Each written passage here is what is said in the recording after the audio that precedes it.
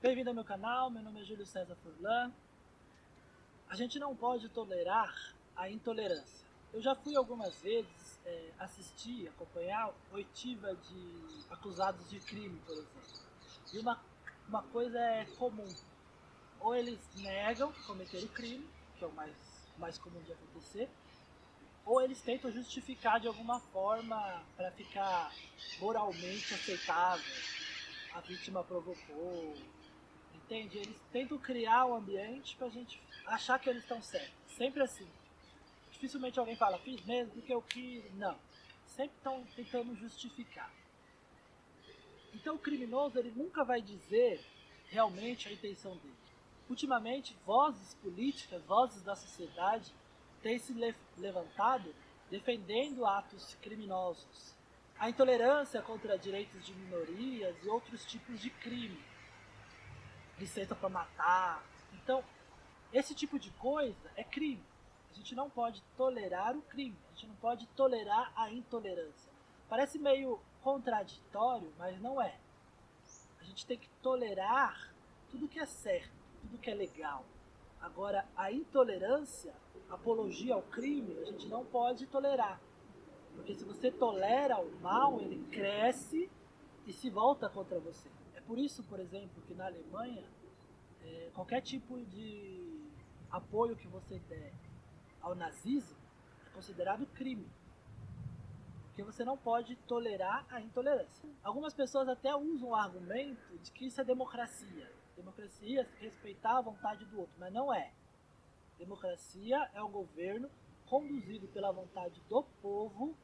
Essa vontade tem que ser esclarecida e dentro dos limites necessários para se respeitar o direito das minorias. Democracia não é a vontade de um imperando contra a vontade do outro. É a vontade do povo respeitando o direito das minorias. Uma sociedade não surge do nada, como eu já disse várias vezes. A nossa sociedade ela surgiu da violência, da exploração, do massacre de pessoas, da intolerância. A gente não pode tolerar essas vozes que querem que essas coisas surjam de novo, porque isso ainda está vivo na sociedade. É muito fácil dela voltar de novo à tona e criar novamente as velhas práticas. Essa história de que você tem que acolher o outro, que você tem que ouvir, dar voz. Quando o outro está defendendo práticas intolerantes, que é contra o direito de qualquer parcela da sociedade, quando ele está defendendo crime, você não pode tolerar, você não pode acolher, você não pode dar voz. Porque se você der espaço para eles, eles colocam para fora todo esse lixo que tem dentro deles e contaminam outras pessoas que são facilmente manipuláveis, e aí eles vão criando clima para tornar isso uma política de governo. Ainda bem que a nossa Constituição ela é bem estruturada de forma a evitar esse tipo de coisa, até porque foi pensado em fazer assim já por causa da nossa história. Mas a gente tem que tomar muito cuidado com o que a gente tolera. Não estou incentivando a violência, mas, por exemplo, o Hitler e o nazismo só pararam quando o Hitler morreu. O nazismo teve que ser derrotado. Não foi acolhido, não foi, vamos conversar, vamos nos entender. Pessoas fanáticas, elas não entendem o outro lado, não adianta conversar. No livro TCC Reprovado eu explico um pouco melhor isso, é mais fácil de explicar no livro. Eu falo que nada é 100%, né? Esse é um dos princípios do dualismo, por exemplo. O ser humano tem o bem e o mal dentro dele. Ninguém é 100% livre, ninguém é 100% consciente, ninguém é 100% feliz, ninguém é 100% nada. E tentar ser 100% tolerante leva você a ser submisso à intolerância dos outros. Ser 100% tolerante faz com que você perca a sua liberdade. A gente fala de liberdade, por exemplo. Numa democracia, você é livre. O cidadão numa democracia ele é livre. Contudo, ele é obrigado a ser livre. Você não pode não querer ser livre numa democracia, porque se você deixar de ser livre, a democracia deixa de existir. Aí no livro do TCC Reprovado, por exemplo, eu cito: democracia é um sistema de gestão governamental que se submete à vontade do povo em todas as suas ações, Mesmo sendo soberana, a vontade predominante do povo para se manifestar não pode prescindir de um ordenamento jurídico. Respeitando o direito das minorias, o povo é livre ao manifestar a sua vontade, pela qual ele se conduz. Mas essa liberdade não pode resultar em desordem. Eu até uso o termo, não se pode confundir liberdade com libertinagem. Justamente eu usei essa palavra libertinagem, não por ser um termo oposto, contrário à liberdade, mas justamente por dar essa impressão mesmo de bagunça. Essas práticas, muitas vezes defendidas por governos, ou grupos religiosos, grupos políticos, se elas forem toleradas, elas levam a outras práticas ainda piores. Elas levam a essas ideias saírem do mundo das ideias e se tornarem realmente atos. Nós podemos ver isso sempre foi feito ao longo dos séculos. O governo português, quando invadiu o Brasil, ele justificava os massacres que eles faziam com o índio, dizendo que o índio não tinha alma. Sempre eles justificam de alguma forma. Aí eu falo no texto a ser reprovado também, o governo e a lei não pode limitar a liberdade nem os direitos dela decorrentes, contrariando o escopo originário do Estado. Para que o Estado surgiu?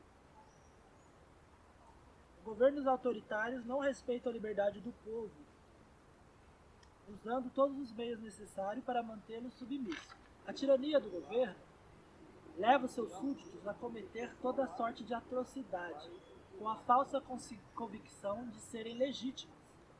Se o governo afirma que o povo a ser submetido é formado por animais sem almas, os portugueses falavam dos índios, ou por seres impuros, contrário a Deus, ou ainda pertencente a uma raça inferior, ele legitima, com esse discurso, toda a sorte de bestialidade. Tem um texto histórico sobre a invasão dos portugueses no Brasil que mostra bem aonde o povo pode chegar com essa política de desumanizar as pessoas.